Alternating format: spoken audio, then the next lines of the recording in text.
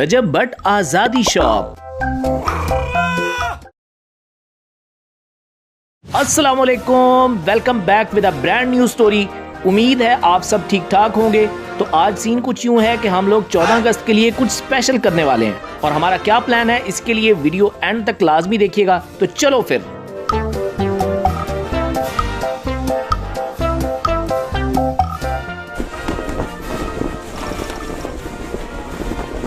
रजब और हैदर हाथों में बाजा पकड़े बातें करते हुए जा रहे थे कि उन्हें सामने से चाचा फजलू आते दिखाई दिए।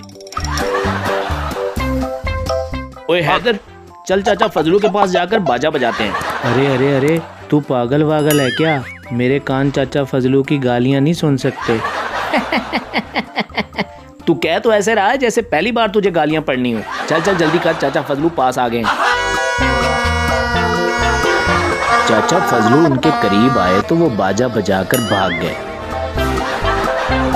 चाचा फजलू उनको पकड़ने उनके पीछे भागे और साथ साथ कह रहे थे, ओए बगैर तो शैतान के चेलों, लगता है अकल घुटनों में ही रह गई है। तुम लोगों की उम्र है बाजे बजाने वाली।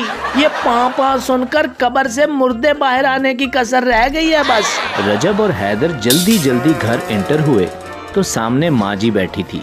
है तो है तुम दोनों को, घर इस तरह आए हो जैसे शहद की मक्खियों का छत्ता पीछे पड़ा हुआ है। तभी माँ जी की नजर रजब और हैदर के हाथ में पकड़े बाजों पर पड़ी। ओए चवलो, ये जलालत घर लाने की क्या जरूरत थी? जानी, ये हम आपको एंटरटेन करने के लिए लाए हैं। इतना कहकर रजब और हैदर ने माँ जी के पास बाजा बजाना शुरू कर दिया। हाय मैं मर जावा रजब अली, हमारे कान बोले करने को ये जलील बाजा किसने याद कर दिया? चल दफा मारे नो, नहीं तो मैं जुत्ती ला लेनी है। रजब और हैदर जब माँ जी को तंग कर चुके तो उन्हें याद आया कि वो तो घर किसी काम के लिए आए थे। अच्छा माँ जी, बहुत हो गया मजाक, हम तो घर से 14 अगस्त का सामान लेने आए थे। रजब और हैदर कुछ दिन पहले ही 14 अगस्त का बहुत सारा सामान लेकर आए थे। लेकिन इतने ज्यादा सामान का क्या करना है तुम लोगों ने? जान शुगल मिला करेंगे बस। अच्छा रजब पुत्रे, बाहर जाने से पहले मुझे छत से कपड़े तो उतार कर ला दो जाने। रजब छत पर गया तो उसे इर्द गिर्द लगे झंडे नजर आ गए।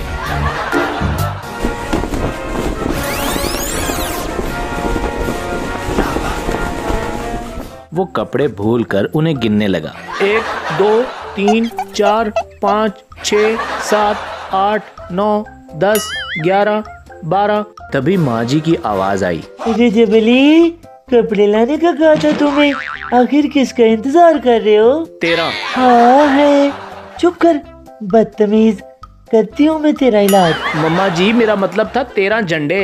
तो सीन ये है कि हम लोगों के पास 14 अगस्त का बहुत सारा सामान था, तो आज हम लोग एक स्टॉल लगाएंगे। रजब और हैदर ने एक दरख्त के नीचे 14 अगस्त का बहुत बड़ा स्टॉल लगाया हुआ था, जिसमें झंडे, हेयर बैंड्स, बैजेस और कुछ खाने पीने की चीजें शामिल थीं। और दरख्त के साथ एक बोर्ड लगा हुआ था जिस पे लिखा था आजादी शॉप। वाह भाई वाह हैदर, स्टॉल कितना शानदार लग रहा है। इतने में 2 चोर वहां से गुजर रहे थे। रजब भट्ट का स्टॉल देखकर रुक गए। अबे यार, कितना बड़ा स्टॉल लगाया हुआ है इन्होंने। अगर ये सारा सामान हमारे हाथ लग जाए तो हम अच्छे खासे पैसे कमा लेंगे। वैसे उस्ताद जी, एक आइडिया है मेरे माइंड में। तुम्हारे माइंड में? लेकिन तुम्हें देखकर तो नहीं लगता कि तुम्हारे पास भी माइंड है। जैन ने उसे आइडिया बताया, जिसे सुनने के बाद जवाद बोला, ओए होए होए होए होए, चस आ गई। क्या आइडिया दिया है मेरे यार, अभी देखो मैं इनका कैसा बंदोबस्त करता हूँ। इतना कहकर जवाद रजब और हैदर के पास आया। पहचाना? यकीनन नहीं पहचाना होगा। चलो कोई बात नहीं, दरअसल मुझे कोई भी नहीं पहचानता। मैं आपको ये बताने आया हूँ कि माँ जी की तबीयत बहुत खराब है। इतना सुनने की देर थी कि रजब और हैदर ने घर की तरफ दौड़ लगा दी। वो घर पहुँचे तो माँ जी बिल्कुल सही सलामत बैठी थी। मम्मा जी, ये क्या मजाक है यार? है मजाक? कैसा मजाक रजब पुत्रे? रजब के माइंड में कुछ क्लिक हुआ और वो हैदर से बोला, हैदर भाग, इससे पहले हमारे साथ मजाक हो जाए। रजब, ओए रजब, होया की अब पुत्र?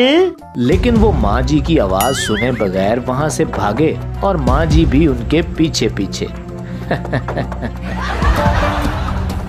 रजब और हैदर भागते हुए वापस अपनी शॉप तक पहुँचे तो वहाँ से सारा स्टॉल गायब हो चुका था। चलो भट्ट साहब, प्रोग्राम तो बढ़ गया। यार तुम फिक्र न करो, वो लोग ज्यादा दूर नहीं गए होंगे, हम उन्हें ढूंढ लेंगे। तो हुआ कुछ यूं है कि चोर हमें चूना लगाकर हमारा सामान लेकर भाग गए हैं और अब हम उन्हें ढूंढने जा रहे हैं। चलो फिर आप भी हमारे साथ। रजब और हैदर गाड़ी में बैठे उन्हें तलाश कर रहे थे। यार भट्ट, मुझे लगता है इधर गए होंगे। वो पूरा गांव घूम चुके थे लेकिन चोरों का कुछ पता न चला। थक हार कर वो वापस घर की तरफ जा रहे थे कि हैदर की नजर माँ जी पे पड़ी। अरे अरे अरे भट्ट, अरे वो देख, वो क्या है? रजब ये सब देखकर हैरान रह गया। उनका स्टॉल बिल्कुल वैसे के वैसे अपनी जगह पर मौजूद था, लेकिन साथ माँ जी भी खड़ी थी। आखिर ये हो क्या रहा है? वो लोग गाड़ी से उतरकर स्टॉल के पास आए। मम्मा जी, आप यहाँ कैसे? और ये स्टॉल?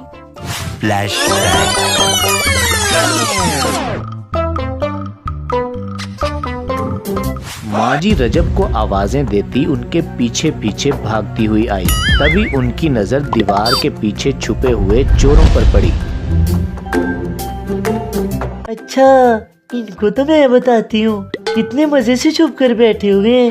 माँ जी ने उनके पीछे से आकर एक एक डंडा उनके सर पर मारा तो वो नीचे गिर गए। तभी माँ जी ने पुलिस को कॉल की। हेलो इंस्पेक्टर साहब। माँ जी ने सारी बात पुलिस को बताई, जिसे सुनने के बाद पुलिस उन चोरों को आकर ले गई। वाह जी वाह, मम्मा जी आप तो सुपर वुमन निकली यार। चलो ने नवी मक्खन नाला, ये बाजे क्यों रखे हैं इधर रजब अली? रजब ने बाजा उठाकर बजाया। ये ऐसे पाँव करने के लिए।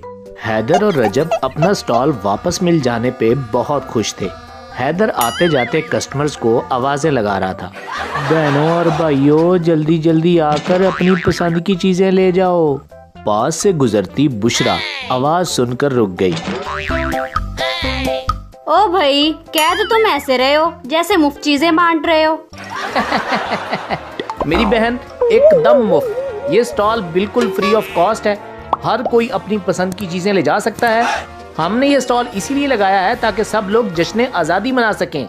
देखते ही देखते थोड़ी देर में उनकी शॉप का सारा सामान खत्म हो चुका था और लोग भी इस आजादी शॉप से बहुत खुश थे।